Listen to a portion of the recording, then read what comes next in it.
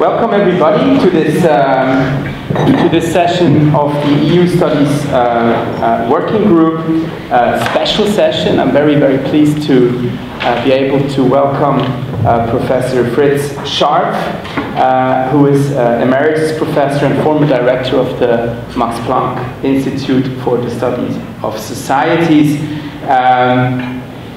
Fritz Scharpf is one of the leading social scientists. I have difficulty sometimes thinking of him as a constitutional lawyer, as a political scientist, as a sociologist. I think he's one of the true social scientists in Europe, one of the leading social scientists also on Europe and beyond. And among the numerous distinctions and prizes that Fritz Scharpf has won and received over his very long career and distinguished career, I would like to mention the Johann Schutte Prize he won in 2000, which is a prize that is considered by many as the equivalent of the Nobel Prize in political science. Fritz Scharpf is also a long-time friend of the EUI. He has served for many years on the Research Council of the Institute and in numerous committees. And it's a real pleasure to have you again here in Florence and debate with us on the future of Europe. I would also like to thank Adrien Hitier and Stefano Bartolini to my left here, who will react to the talk that Fritz will be giving before we then want to open up to the floor and have a discussion with you all.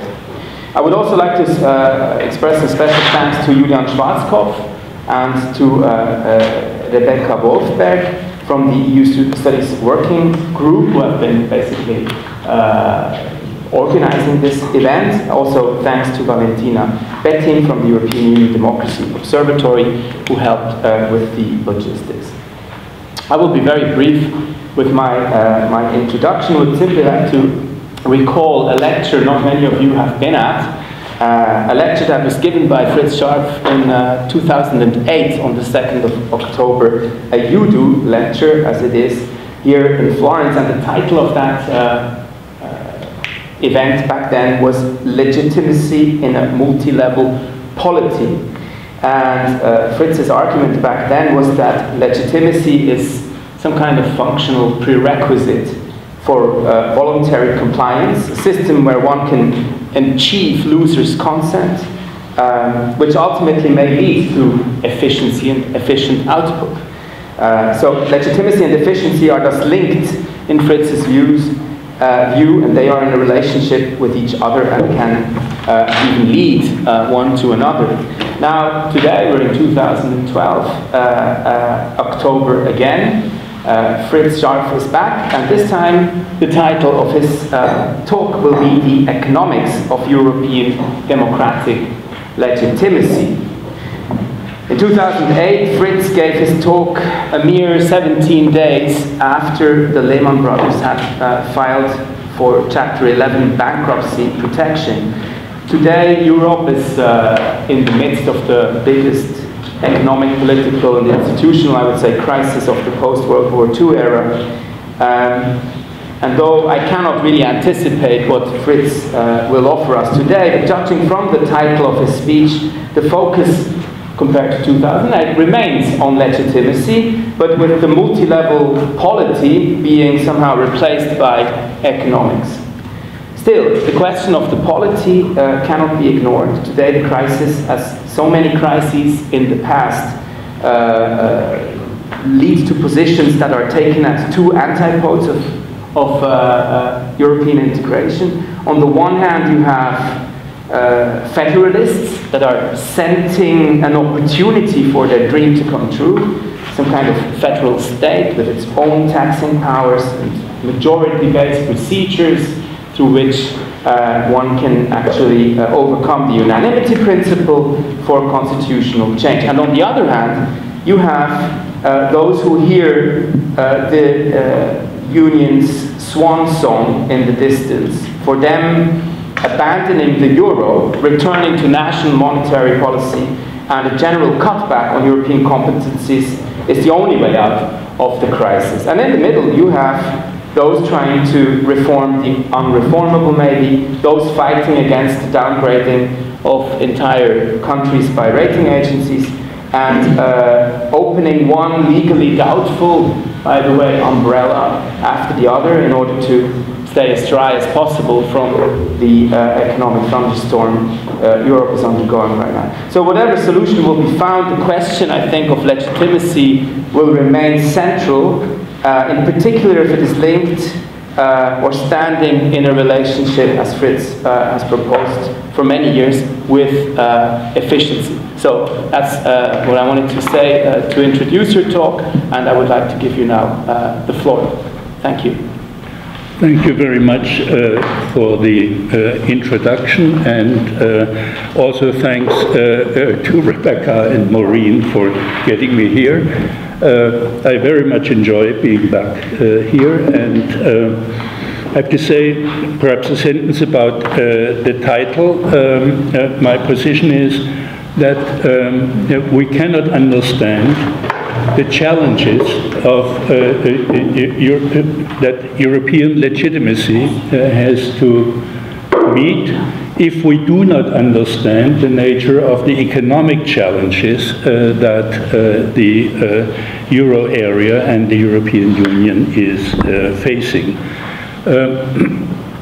To begin with, there is a very surprising convergence of discourses at the moment in which Habermas and the President of the European Parliament, the President of the Commission, and Merkel or Schäuble, and others all seem to be in agreement that we have to move forward toward political union and toward political legitimacy, democratic legitimacy, in order to solve, in order to deal effectively with the Euro crisis.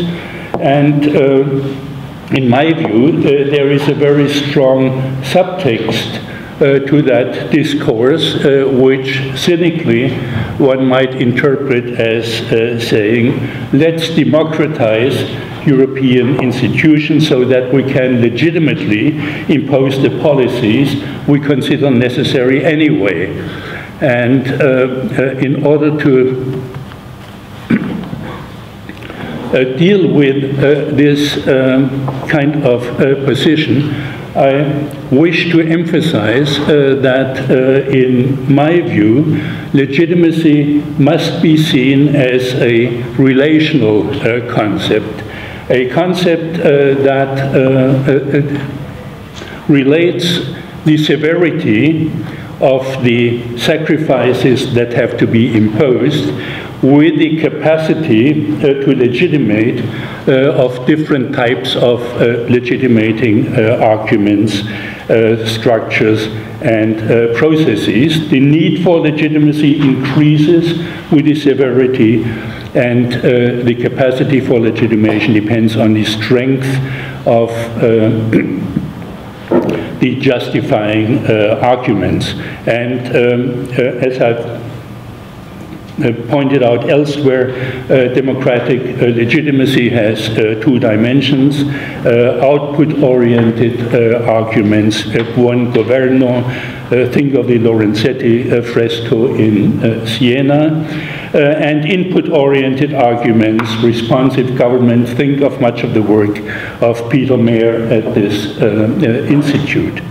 And before the Euro crisis, legitimacy of the European Union was not a highly salient political issue. It was an academic issue, but in the political realm, output legitimacy of the European Union was not seriously challenged, and while input legitimacy was considered to be weak, no European-wide political parties and political debates, Simon Hicks arguments, or take Miguel Maduro's statement that self-government needs a government, and Europe didn't have a government, and it did not have political electoral accountability, so input legitimacy was weak.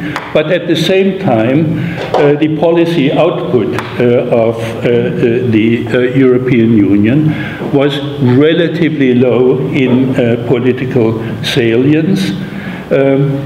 Low-level government, one could say, and in any case, there was what I call legitimacy intermediation. That is, since the member states had and have to implement all European policies, it was they and their own political legitimacy that protected European policy making from legitimacy challenges. If governments were held accountable for policies chosen at the European level, it was national governments that were held accountable. Now, that in principle ended with the commitment to the monetary union. This screen you can't read probably. It's a report by, a recent report by J.P. Morgan that points out that the membership of the European Monetary Union is the least likely group of countries among a whole range of potential groups to be suitable for a monetary union, because its internal diversity, heterogeneity, is greater than that of all alternative groupings. And that went on for about a decade without obvious problems, even though difficulties were building up. But then the Lehman Brothers failure that you have just referred to brought it all out into the open. What did the monetary union do? It disabled national macroeconomic management. It took away monetary policy, it took away exchange rate policy, and it severely limited fiscal policy at the national level. At the same time, it also removed the balance of payments constraint on national economies, while before the monetary union, if you were selling less than you bought internationally, you either had to get credit or you had to provide gold or hard currencies to pay for the outflows. That was taken away by the monetary union. And at the same time, the European level macroeconomic policy of the European Central Bank had to be uniform, and it had to have uniform interest rates. Its exchange rate policy, if there was any, would have the same effect in all member states. Since member state economies continue to be extremely different, heterogeneous, the one-size-fits-all did in fact not fit those countries with an above-average economic dynamics, nor those countries with a below-average economic dynamics.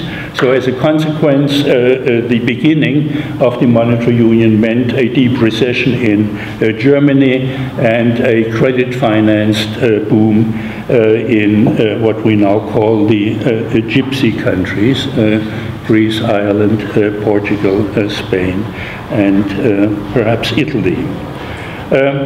The consequence of that were divergent unit labor costs, divergent current account balances, and with the Lehman collapse, a worldwide credit crunch had its main impact on countries that were over-indebted internationally. So here I just ran through a few graphs, the divergent unit labor costs, Germany versus the gypsy countries, divergent current account balances, Germany moving from deficits into heavy surpluses, and the gypsy countries moving into deficits. With the Lehman crisis, all countries that were affected had to save their own banks. Governments had to increase their public sector indebtedness in order to deal with the international financial crisis of 2008. And as you see from this graph, there were members of the gypsy group, like Ireland and Spain, whose government indebtedness was extremely low, much lower than the Maastricht limit and much lower than the German performance as far as government indebtedness was concerned. Portugal was about like Germany, and Italy and Greece were higher, but did not increase up to the Lehman crisis. And then, of course, there came the big increase.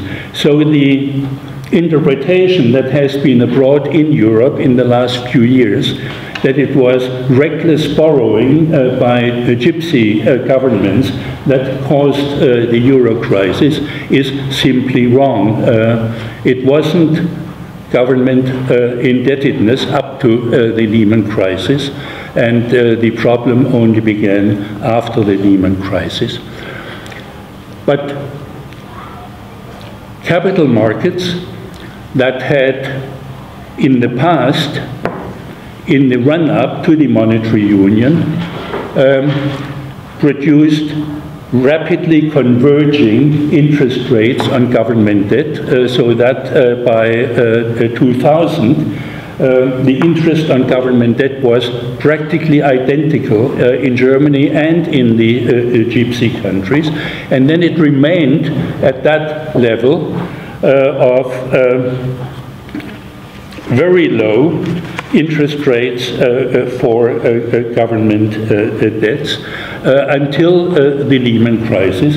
But when in the Lehman crisis it became obvious that the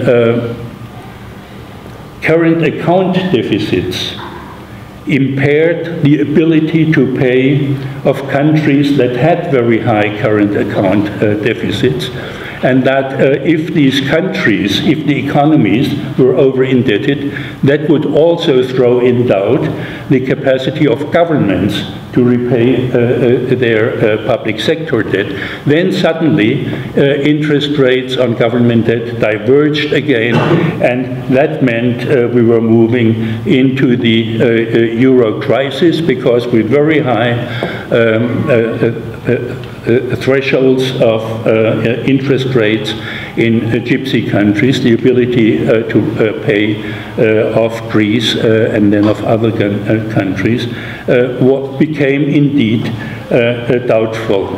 And at that point, the members of the monetary union responded. They saw the threat of state insolvency in Greece and other countries as a threat to the euro and to the monetary union, and some, like Merkel, said as a threat to European integration and the European Union.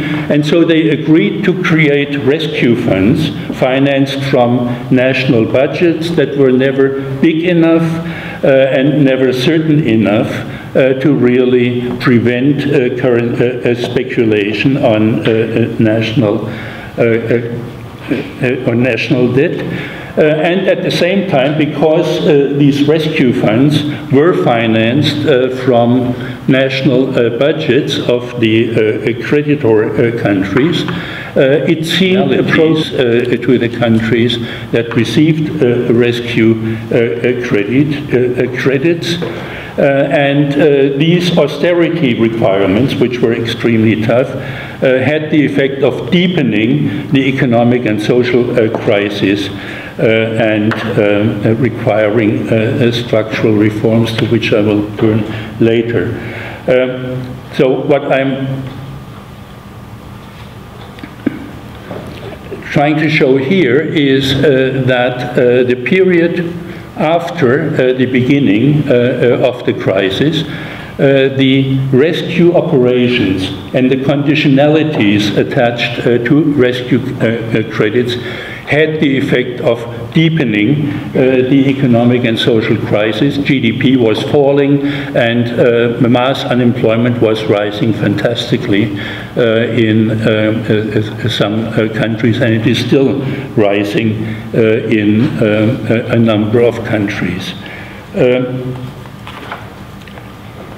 The overall macroeconomic effect of all this is captured in this graph, which shows that as a consequence of the macroeconomic divergence that was caused by the monetary union and that was triggered by the Lehman bankruptcy, had the effect of driving apart the real effective exchange rates. The nominal exchange rates, of course, are fixed in the monetary union, but if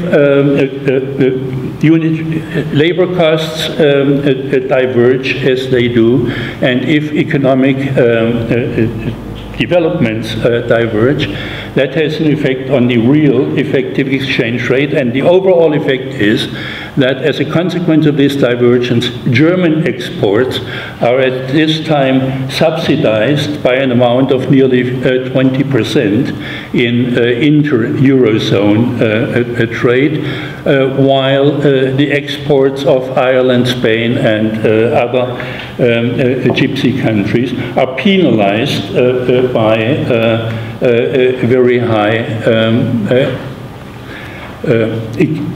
excessively high real exchange rates. So what would be the economic requirements of a post-crisis regime that responds to the developments that I have just outlined?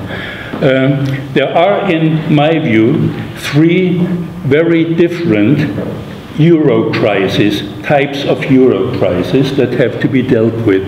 The one that's in the foreground of all Euro rescue activities at the moment is the state credit crisis in gypsy countries, the trend of interest rates that governments have to pay, which shoots up whenever there is additional uncertainty. Then it comes down a bit again if rescue operations are announced, and then it moves up again. So the state credit crisis is what keeps the Euro rescue operations going at the moment.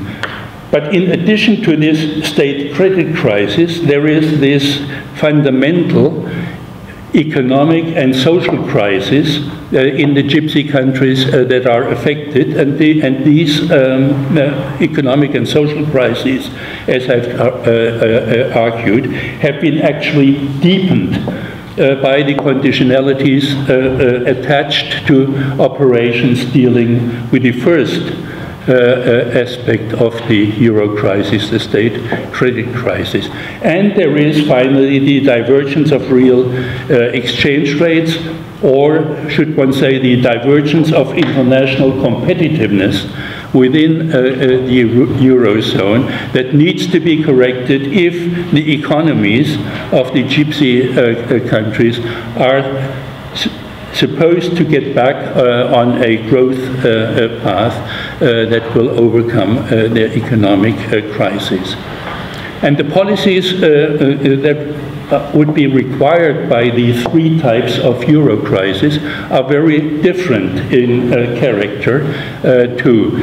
The state credit crisis could be overcome and should be overcome by relaxing the taboo on monetary state financing, by allowing the European Central Bank to buy government bonds of the crisis countries directly rather than in the secondary markets.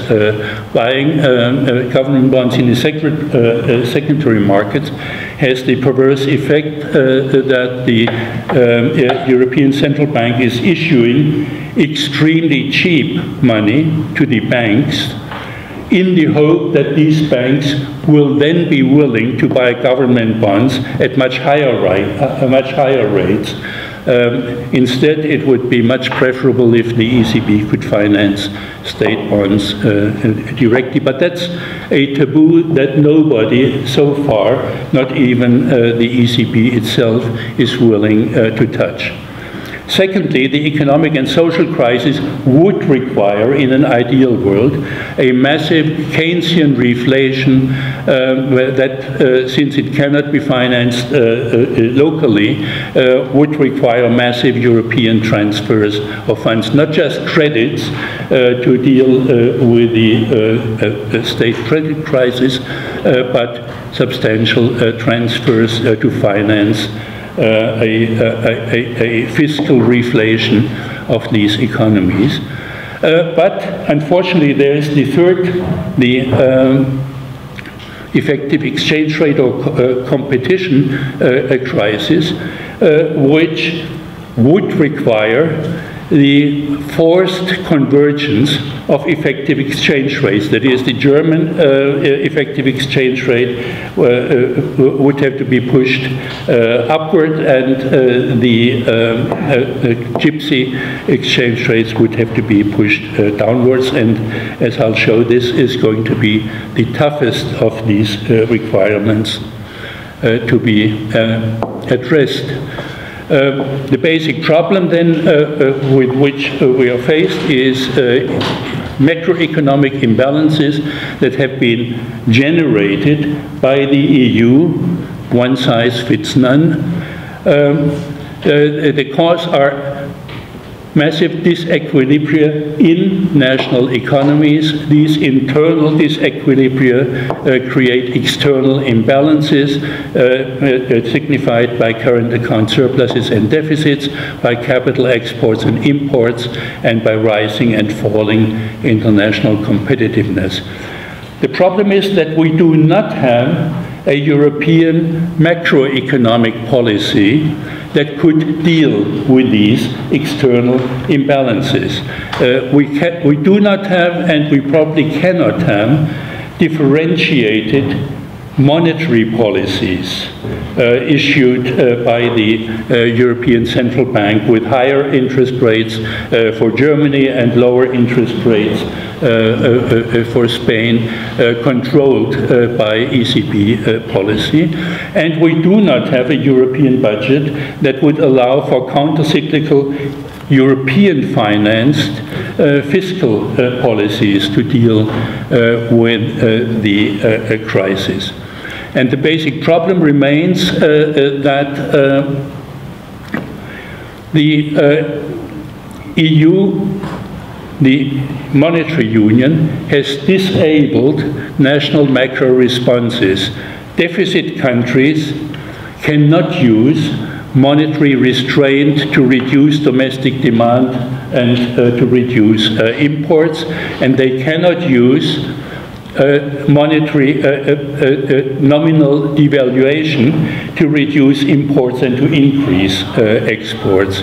And surplus countries like Germany cannot use monetary or fiscal reflation to increase domestic demand and to increase imports, and they cannot use nominal revaluation to increase imports and reduce exports.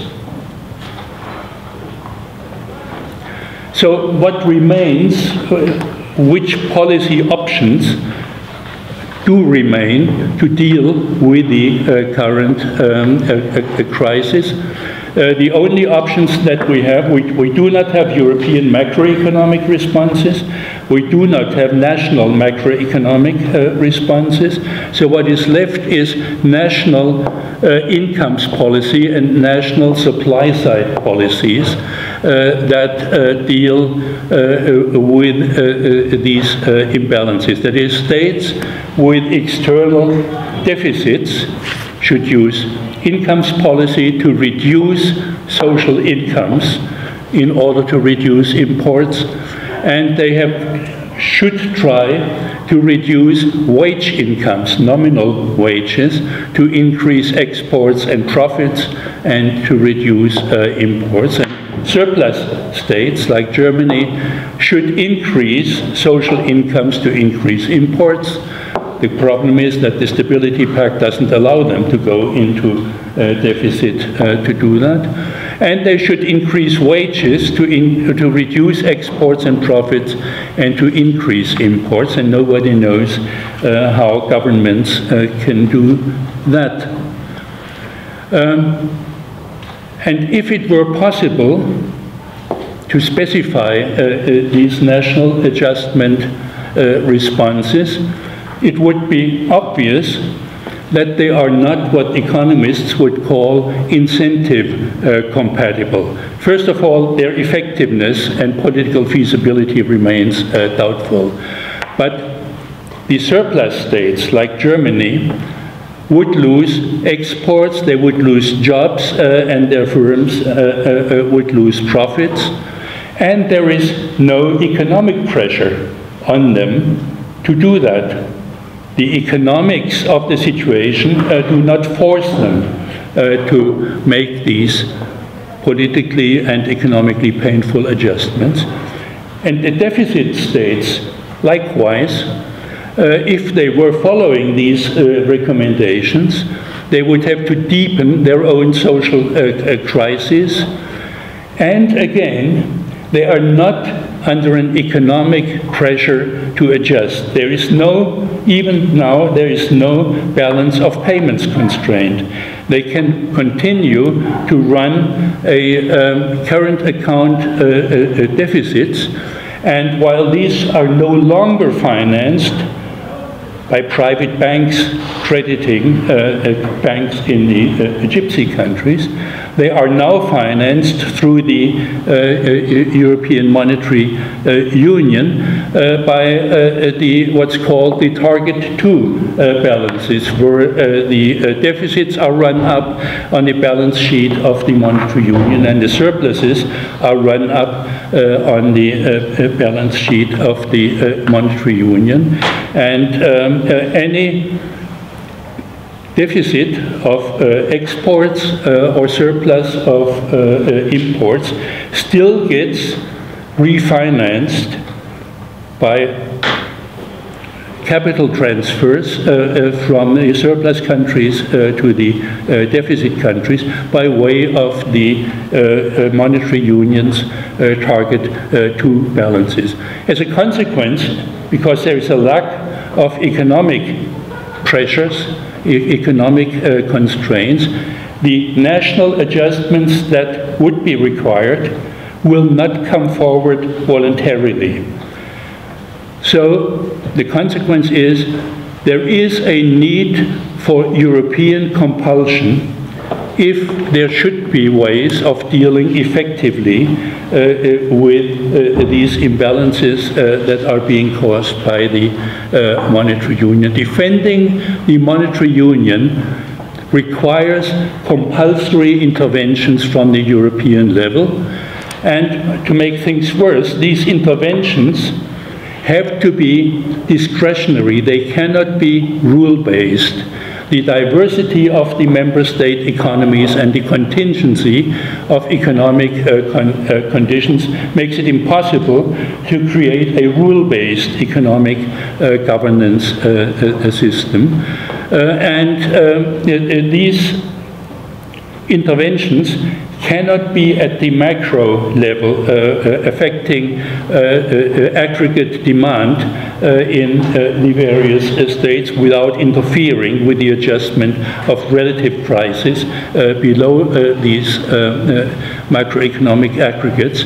They have to target specific policies rather than economic aggregates. They have to deal with labor law changes, industrial relations changes, effects on reservation wages, that is unemployment insurance. They have to specify particular taxes to be raised or lowered and particular social regulations to be increased or mainly decreased. And these interventions in all countries have to be highly intrusive, and they will be highly politically salient. And compliance must be monitored and enforced.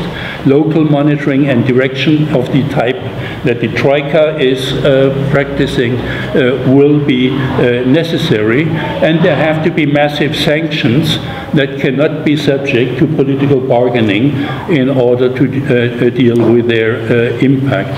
And what is worse, exactly this type of regime has already been decided upon and put in place by the adoption of the six-pack regulations of the Council and the European Parliament that did not have to be transposed into national law by national parliaments, as would have been true with the directives. They are directly effective, and they have exactly the characteristics that I have described here. And in particular, the regulations on macroeconomic imbalances provide for recommendations by the Commission that can recommend the use of any and each instrument of national policy, social policy, education policy, tax policy, labor market policy. And if these recommendations are not complied with by the target state, there will be massive sanctions. And these sanctions, the recommendations will be defined by the Commission, and the sanctions will be imposed by the Commission, and the Council could only avert them by a reverse qualified majority vote. That is, a very small number of country votes will maintain these impositions by the Commission. So what we have is a challenge to the legitimacy.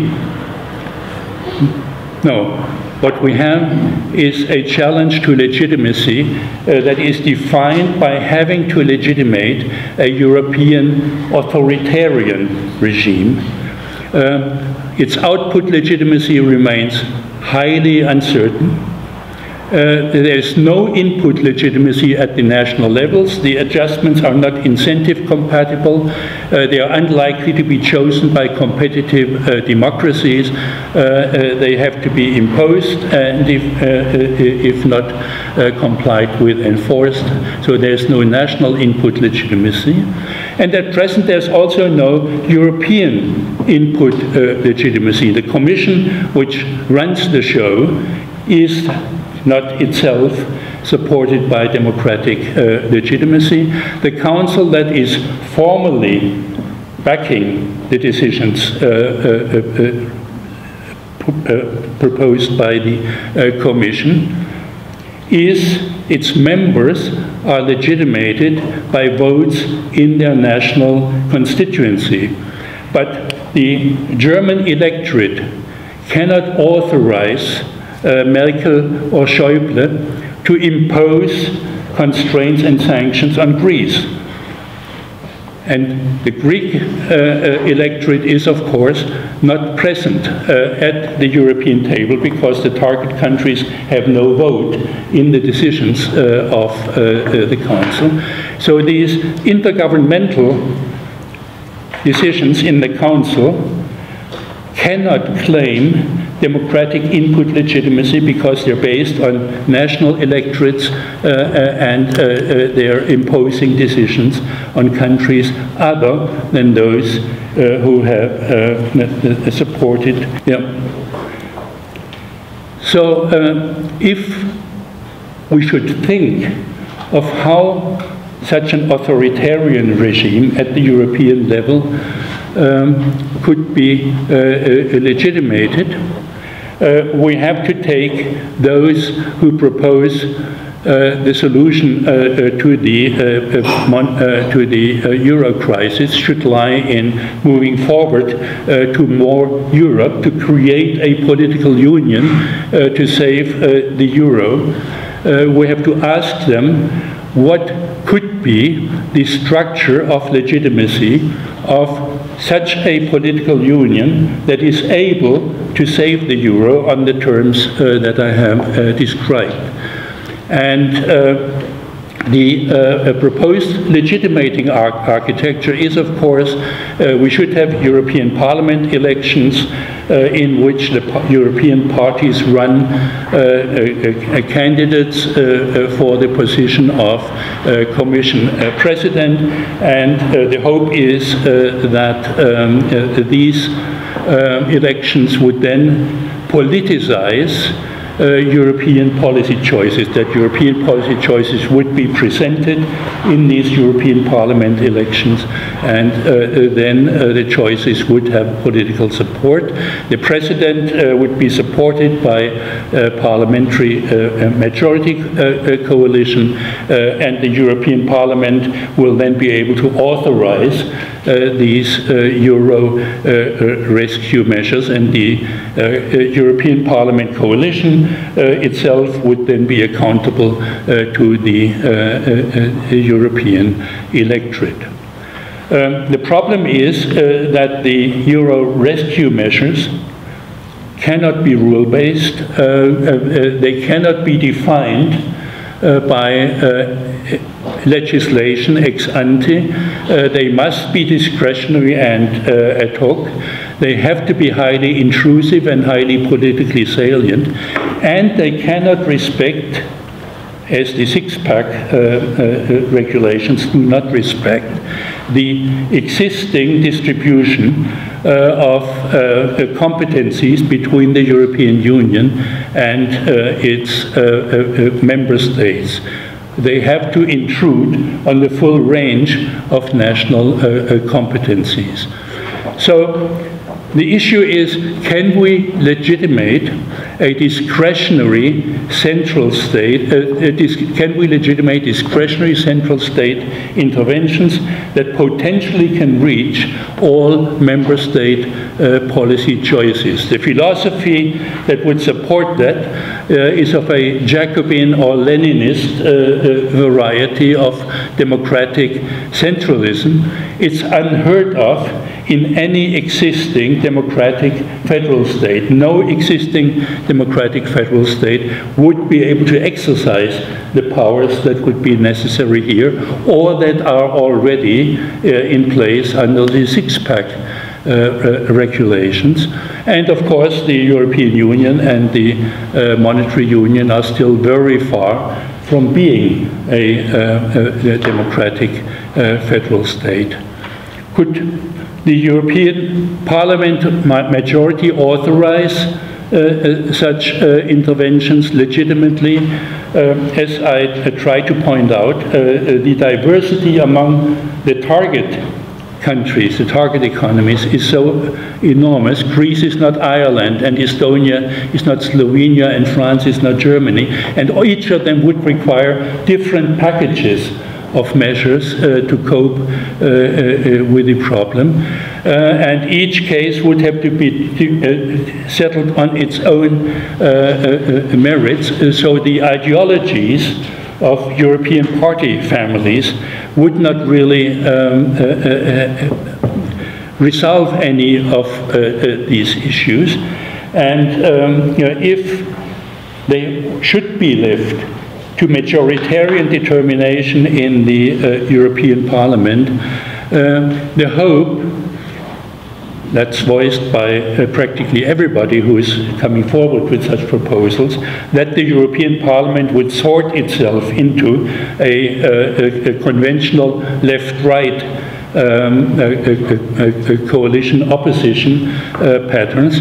The hope that the traditional left-right perspectives, discourses would be dominant seems quite unrealistic as compared to the expectation that you would have very severe North-South conflicts in the European Parliament, and behind these North-South conflicts, even more vicious East-West conflicts, because after all, Ireland is the richest country in the European Union, apart from Luxembourg and a few exceptions, and there's Romania and Bulgaria and others that are extremely weak. And if we should vote on European transfers in the European Parliament, it's by no means clear that it will be the victims of the euro crisis that have the most salient and the most persuasive claims on European rescue. So what is the conclusion? My conclusion is that if the euro is maintained, there are no good solutions available. The best that we can hope for is muddling through with some improvements. We could hope that the European Central Bank will somehow, together with the European, with the EMS, manage to contain the state credit crisis. We can then hope that the supply-side reforms and the austerity requirements will be toned down a bit, so that the gypsy countries get some more breathing space. We can also hope that some of the national funds that are no longer needed for the stability funds might be made available as permanent transfers to the gypsy countries. But even if that happens, the most likely economic outcome is long-term stagnation in the southern and western economies, in the peripheral economies, and the most likely fate is that of East Germany, which after 20 years of massive West German subsidies is still at a level of 60% of GDP per capita, and is falling behind rather than moving ahead. Or think of the Mezzogiorno after 6 decades of North-South subsidies in Italy. So the best we can probably hope for is policies by stealth and subterfuge, to cite Adrienne, trying to cope with this situation, and a situation in which politicization of any kind could only be totally disruptive. So my view is that the present euro crisis simply cannot serve as a vehicle for building the political union and democratizing Europe. Democratizing Europe has to build on common interest rather than divided interests. It has to look at European policies that serve the common interest rather than constraints on national policies.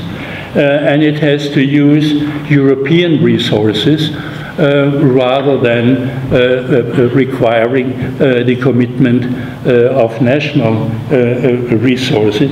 And all that I mean, there are proposals by Miguel Maduro, for instance, that are very plausible and reasonable, but in my view, these are longer-term perspectives that cannot be instrumentalized for dealing with the short-term problems of the euro crisis. Thank you.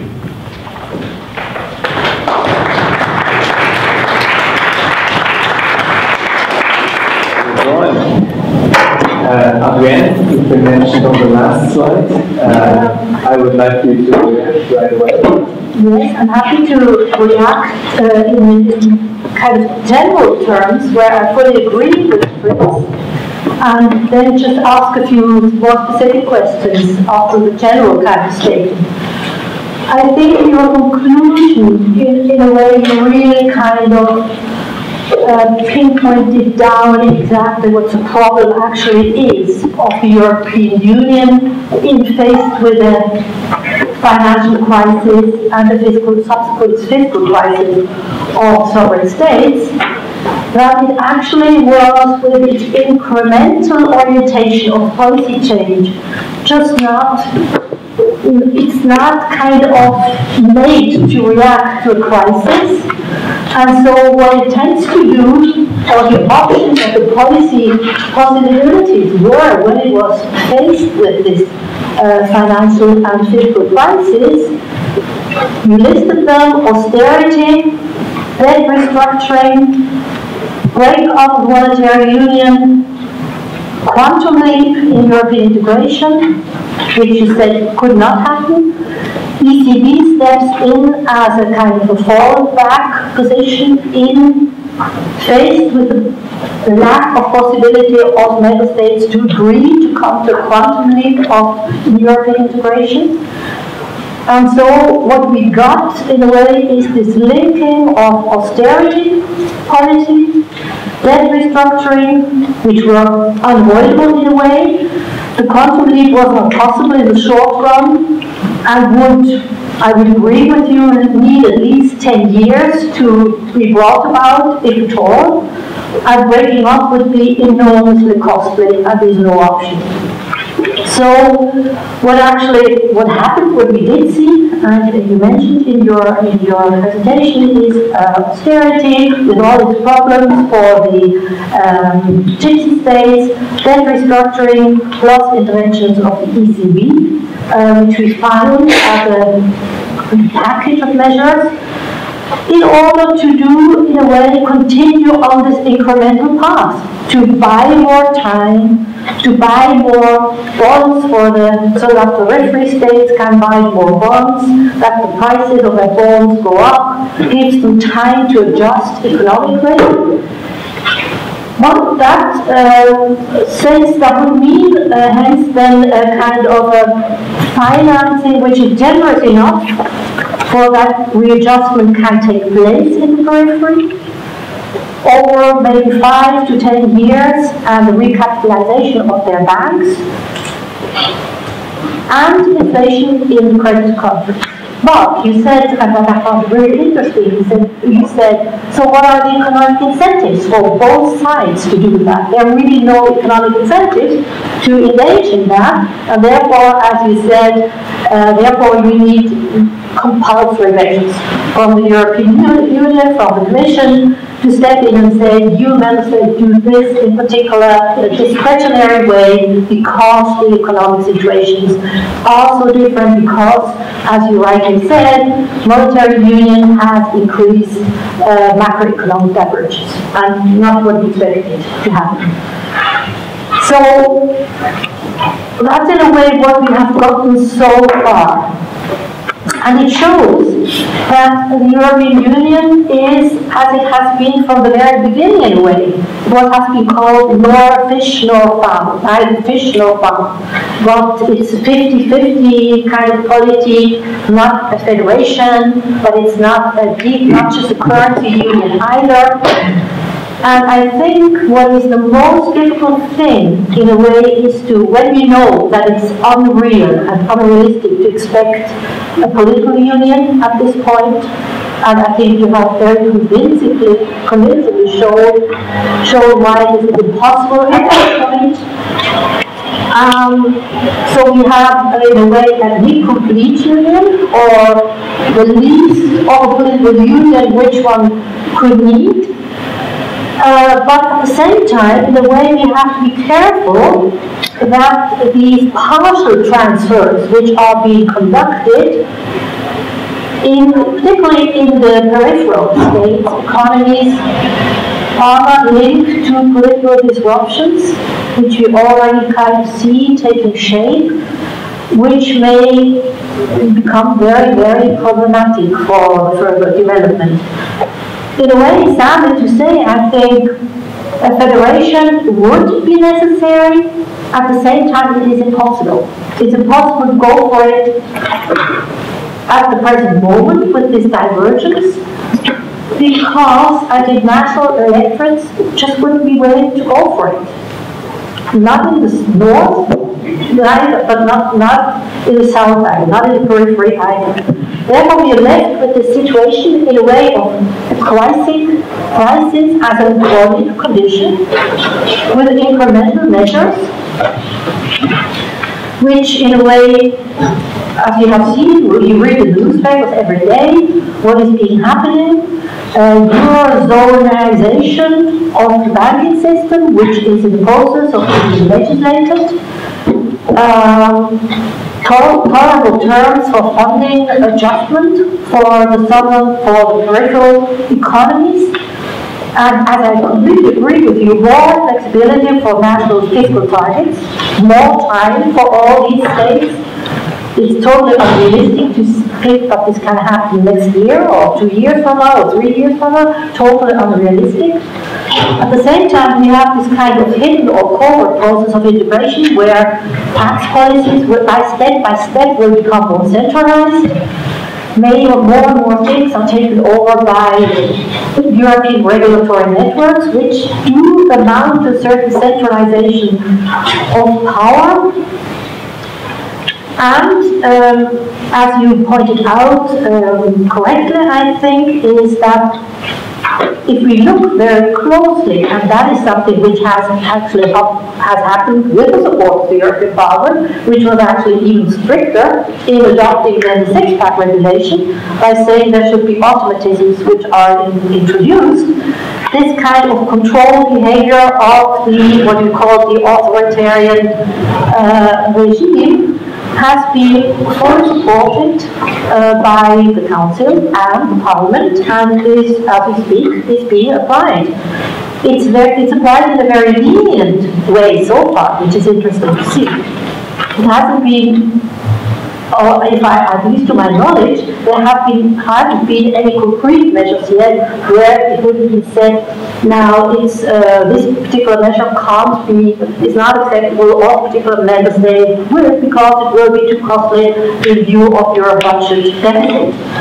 So how that plays out, we don't know exactly.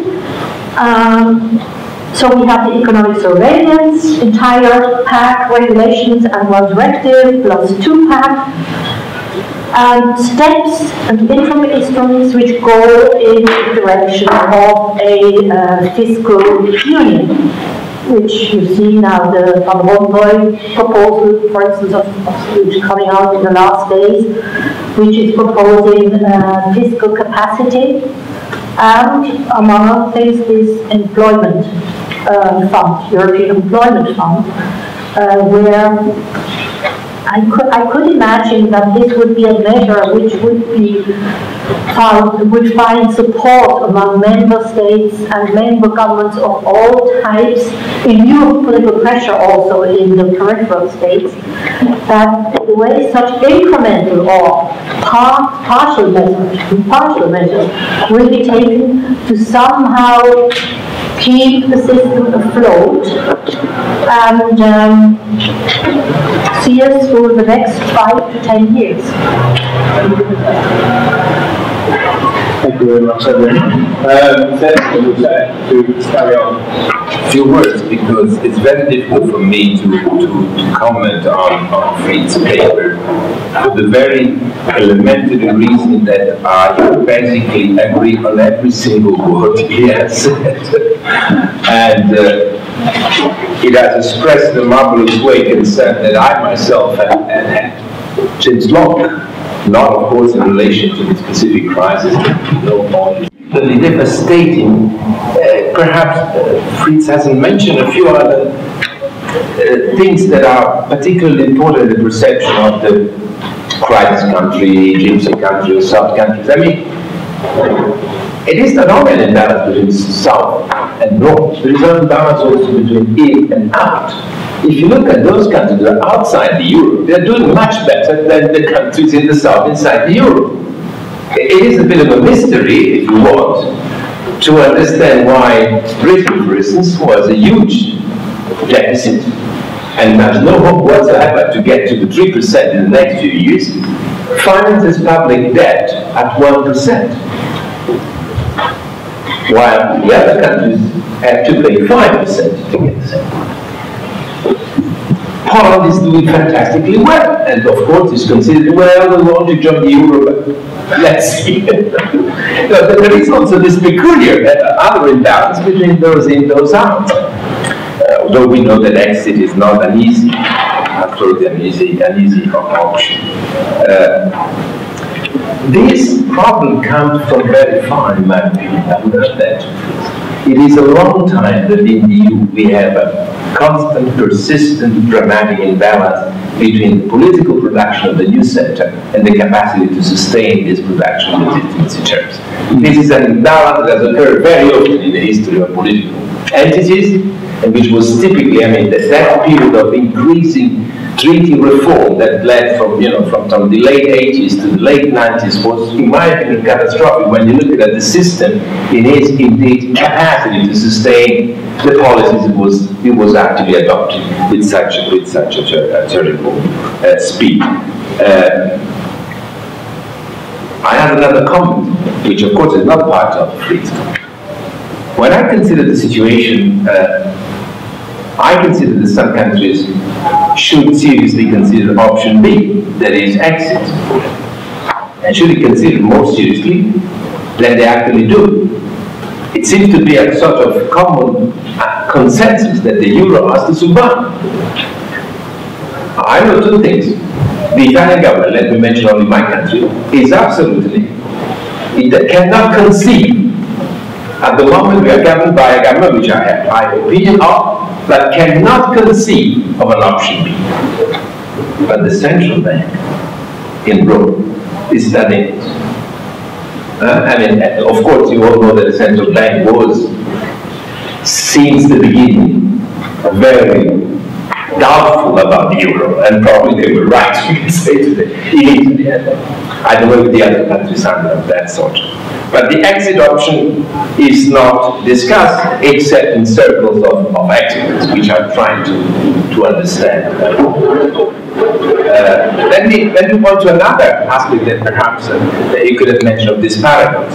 Some of the countries that are experiencing since 5 years are declining their GDP, are also experiencing, to the same years, a quite high level of inflation, which is part of this.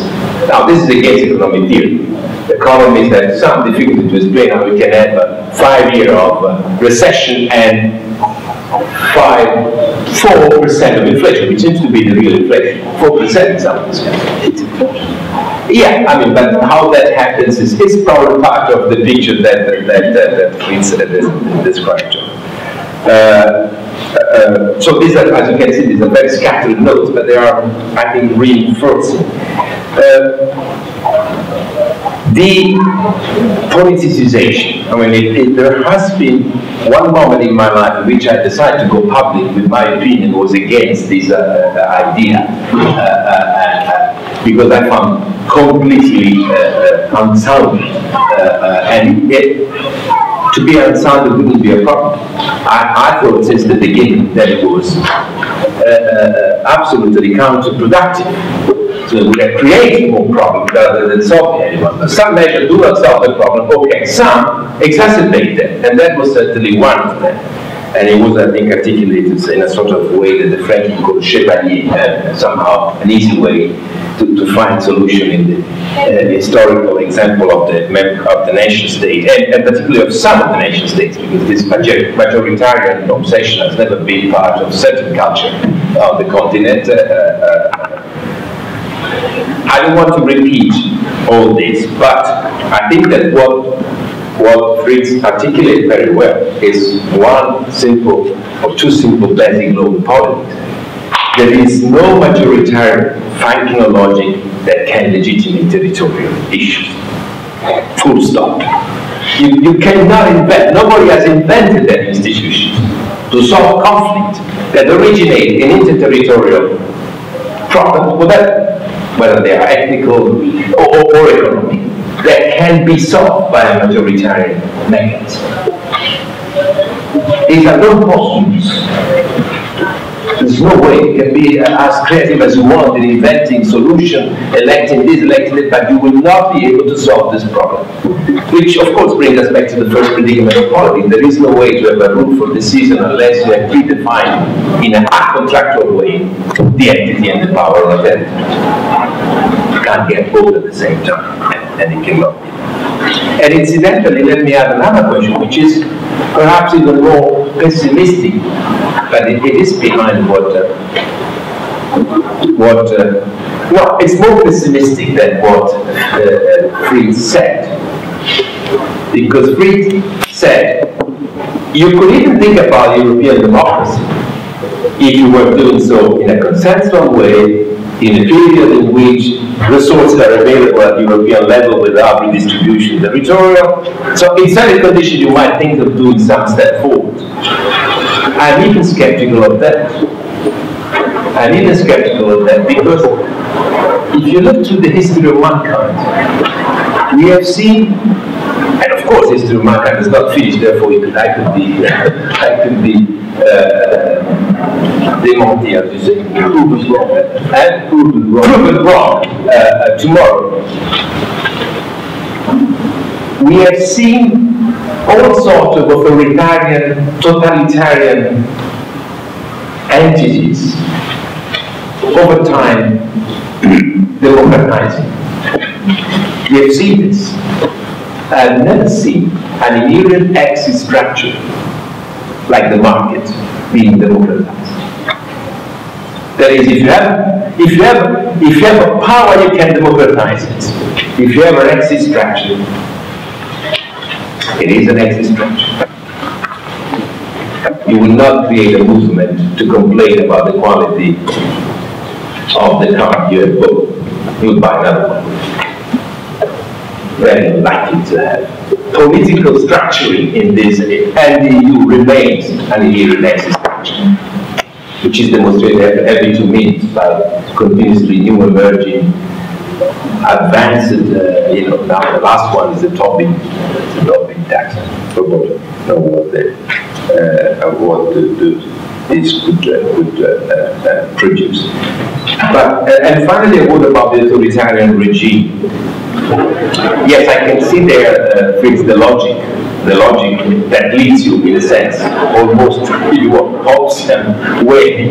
If you want that, then you have to have that.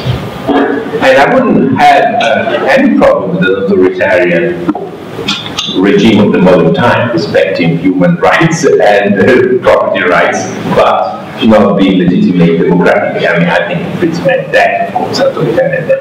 I wouldn't have any problem, as I have a relatively poor opinion of what we call democracy, or at least less enthusiastic than most people would have. But the real problem is that you have an authoritarian, a multi-level authoritarian regime.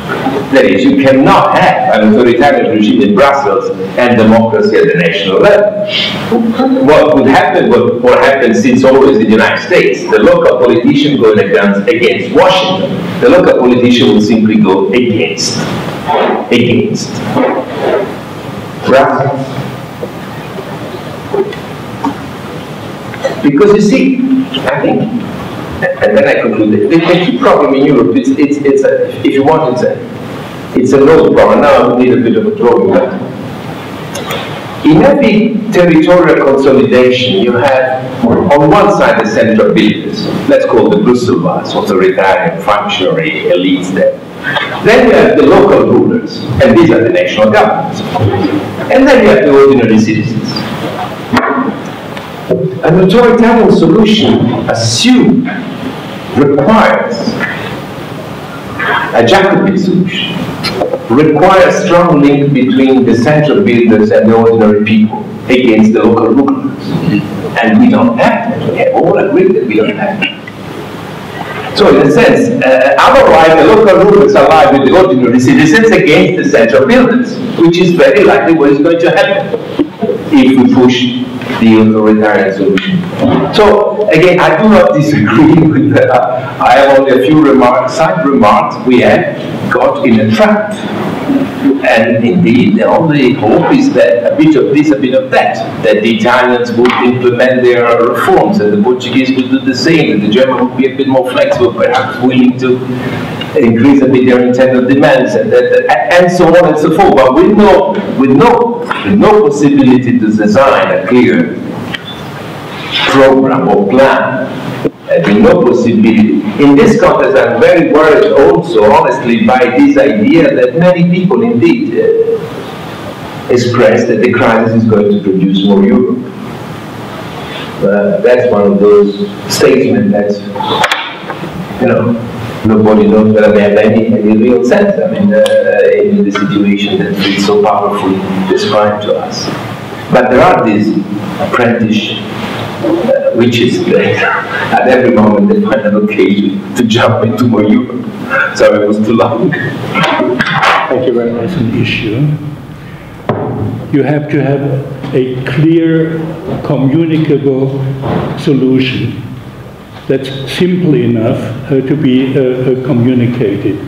And the kind of solutions that the Euro crisis requires, let's do a little bit of this in France and a little bit of that in Germany and still something else in Ireland and so on, is nothing that you could politicize at a European level. You could not build a European discourse around such types of muddling through solutions. And so as soon as you ask the electorate to vote on European Euro rescue policies, my expectation is they will vote like the voters in American congressional elections on their local interest. And of course, the voters in Germany might be persuaded to vote for a solidaristic Europe. The voters in Finland or in Slovakia are much less likely to buy that.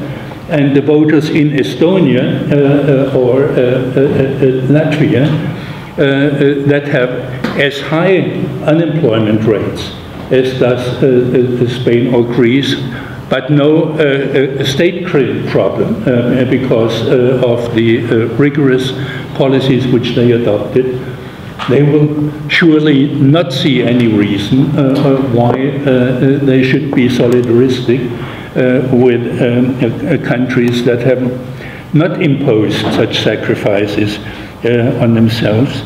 And that's also my response to the Van Rompuy proposal that the European Employment Fund should be instrumentalized.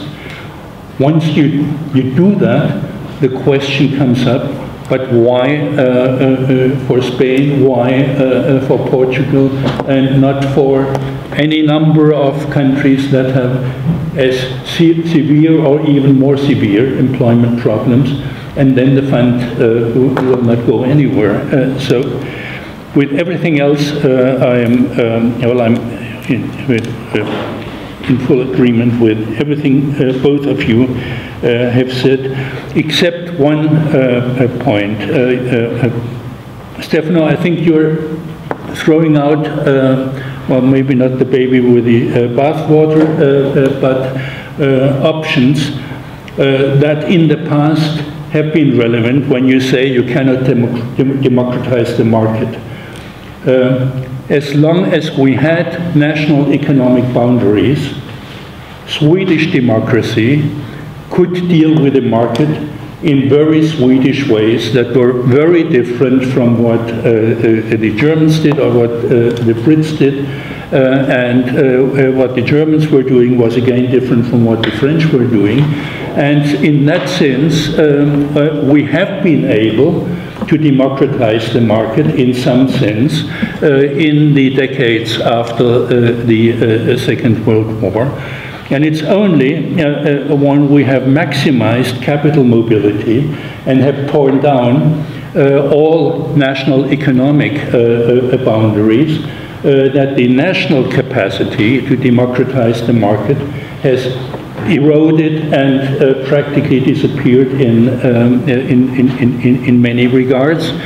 And the hope that it might be possible at the European level to re-establish a capacity for democratizing the market is what's driving positions like that of Habermas and many of the, quote, good Europeans on the political left.